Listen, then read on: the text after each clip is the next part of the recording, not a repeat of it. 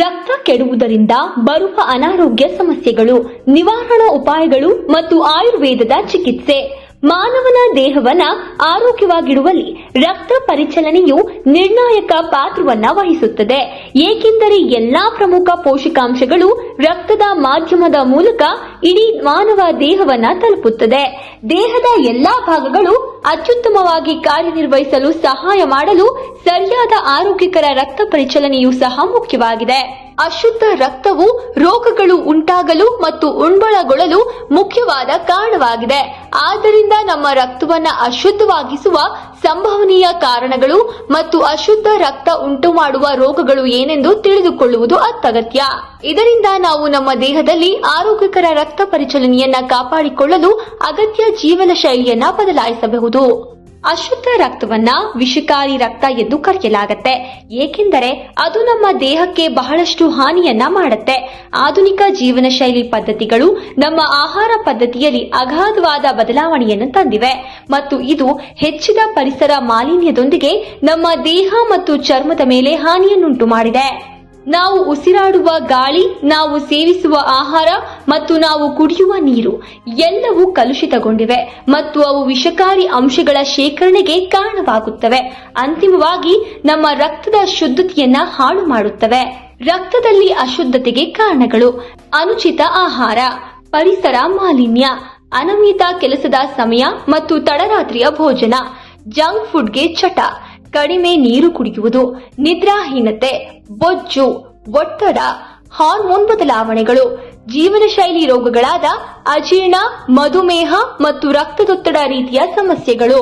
ದೇಹದಲ್ಲಿನ ಅಶುದ್ಧ ರಕ್ತದಿಂದ ಉಂಟಾಗುವ ರೋಗಗಳು: ಸೋರಿಯಾಸಿಸ್, ಅಸ್ತಮಾ, ಹೃದ್ರೋಗಗಳು ಮತ್ತು ಆಲ್ಝೈಮರ್ನಂತಹ ಉರಿಯೂತದ ಕಾಯಿಲೆಗಳು.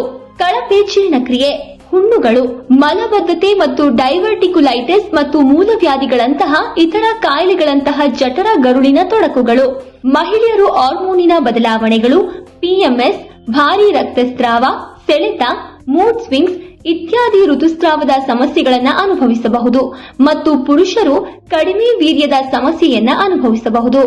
ಮೆಮೊರಿ ನಷ್ಟ, ಮೂಡ್ ಸ್ವಿಂಗ್ಗಳು, ಮಂಜಿನ ಆಲೋಚನೆ, ಖಿನ್ನತೆ ಮತ್ತು ಬುದ್ಧಿಮಾಂದ್ಯತೆಯನ್ನ ಅನುಕರಿಸುವ ಇತರ ರೋಗ ಲಕ್ಷಣಗಳಂತಹ ದುರ್ಬಲ ಸ್ಮರಣೆ ಯುವ ವಯಸ್ಕರಲ್ಲಿಯೂ ಸಹ ಉಂಟಾಗಬಹುದು. ಯಕೃತ್, ಮೂತ್ರಪಿಂಡ ಮತ್ತು ಹೃದಯದ ಅಂಗಗಳ ವೈಫಲ್ಯ, ಮಲ್ಟಿಪಲ್ ಸ್ಕ್ಲೆರೋಸಿಸ್, ಲೂಪಸ್, ಹೈಪೋಥೈರಾಯ್ಡಿಸಂ, ಉರಿಯೂತದ ಕರುಳಿನ ಕಾಯಿಲೆ ಮುಂತಾದ ಆಟೋ ಇಮ್ಯೂನ್ ರೋಗಗಳು. ಎಸ್ಜಿಮಾ, ಸೋರಿಯಾಸಿಸ್, ಮೊಡವೆ ಮತ್ತು ಇತರ ಚರ್ಮದ ಅಲರ್ಜಿಗಳಂತಹ ಚರ್ಮ ರೋಗಗಳು. ಜಂಕ್ ಫುಡ್ ಅನ್ನ ಸಂಪೂರ್ಣವಾಗಿ ತಪ್ಪಿಸಿ ಆರೋಗ್ಯಕರ ಧಾನ್ಯಗಳು ಮತ್ತು ದ್ವಿದಳ ಧಾನ್ಯಗಳು, ಹಸಿರು ಎಲೆಗಳ ತರಕಾರಿಗಳು, ಮೊಳಕೆಗಳು, ಪ್ರೋಟೀನ್ಗಳು, ವಿಟಮಿನ್ಗಳು ಮತ್ತು ಫೈಬರ್ಗಳಿಗೆ ಆಹಾರದ ಅಭ್ಯಾಸಗಳನ್ನ ತಿರುಗಿಸಿ.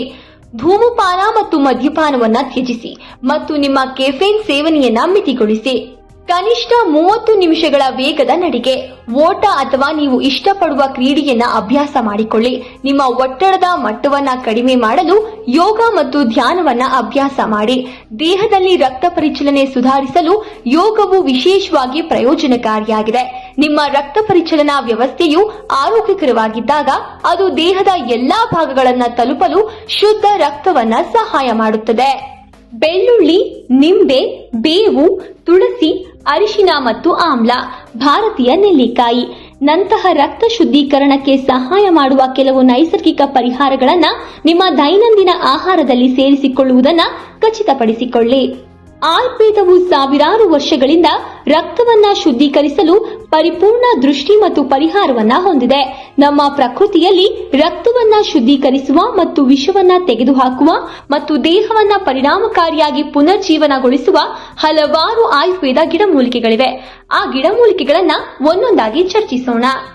ಕರ್ಕ್ಯುಮಿನ್, ಅರಿಶಿನ